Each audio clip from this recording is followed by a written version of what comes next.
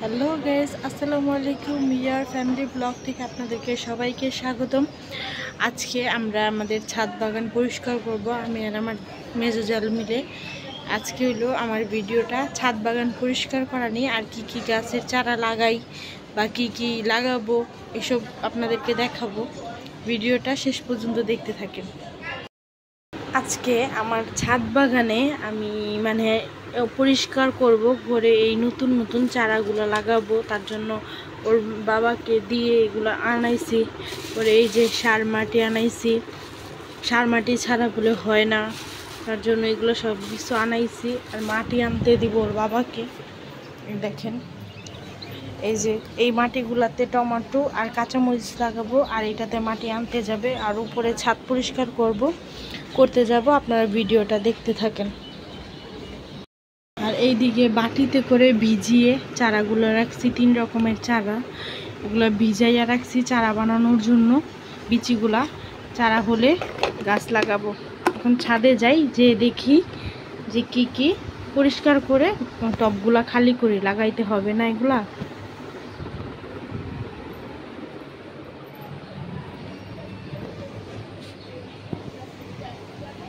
গাছ লাগানোর জন্য আমার হাজবেন্ড থেকে মাটি আইনা চাইছে, আমার হাজবেন্ড মাটি আইনা দিছে। এই যে এখন এটার ভিতরে লাগাবো, এই মাটিগুলো দিয়ে। ওই আবার ঠিক করে দিতেছে। এই যে এখন মাটির সাথে এই যে সার মিশাইবি, কতটুক মিশাইবে মিশাই।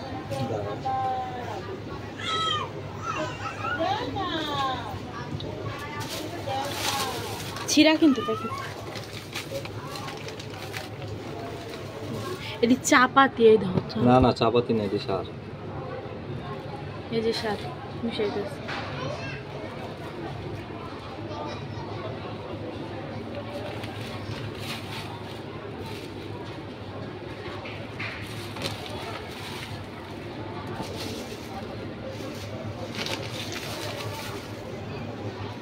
ওই সার দিও না, আরো 2 মিনিট কিন্তু একটু পরে আবার আরেক ইয়া মিলাইতে যত বেশি দিবে অত ভালো।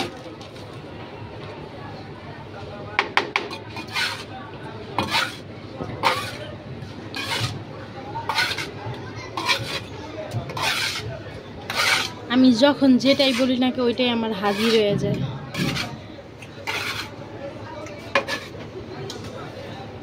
এক্সেরা কষ্ট করবে এইসব কথা বল। কে কষ্ট পাইব? আগে বিয়া করলো না কে?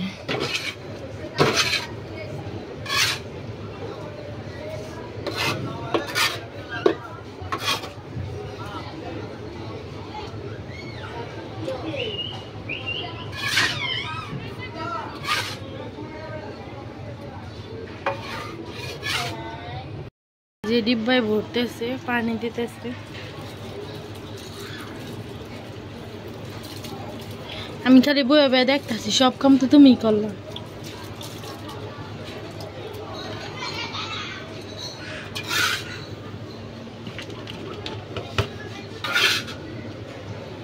অবশ্য রাত্রেবেলা করতেছি এই কাজ।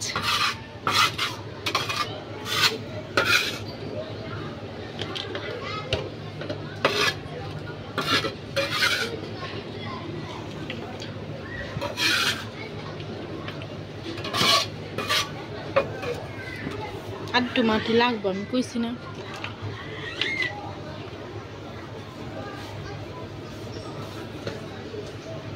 দিমু সমস্যা এবার মাটি দিমু ওই দিকে আইতাছি।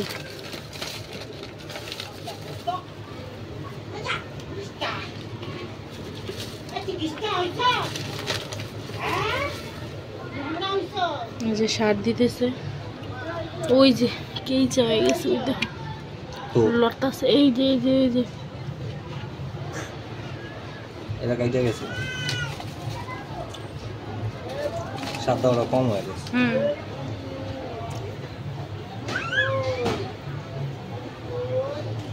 ঠিকই আছে, আর লাগবে না।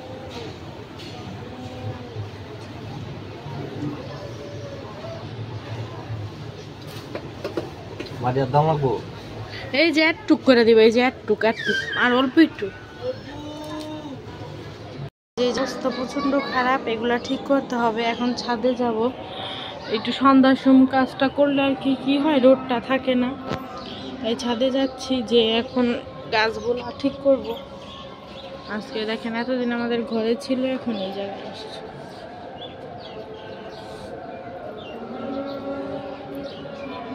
এগুলো সব ময়লা পরিষ্কার করবো আজকে। দেখেন ময়লা পরিষ্কার করে কি করি। যে আমরা দুই যা মিলে আজকে ছাদের গাছগুলো পরিষ্কার করতেছি, নতুন গাছ লাগাবো বলে। হ্যাঁ, জঙ্গলের গাছ, অনেক জঙ্গল হয়ে গেছে। ওই যে একটা, এই যে এই গাছ দিয়েই বইরা গেছে, ধরা হয় না যে অনেক দিন, প্রায় 2 বছর ধরে ছাদ বাগানের কোনো যত্ন নেওয়া হয় না। এই যে এবার সুন্দর করে সব গাছ লাগাবো। এই যে বেগুন গাছটা কোনো ফুল দেয় না, কিছু দেয় না, তার জন্য এই গাছটা আজকে কেটে তুলব।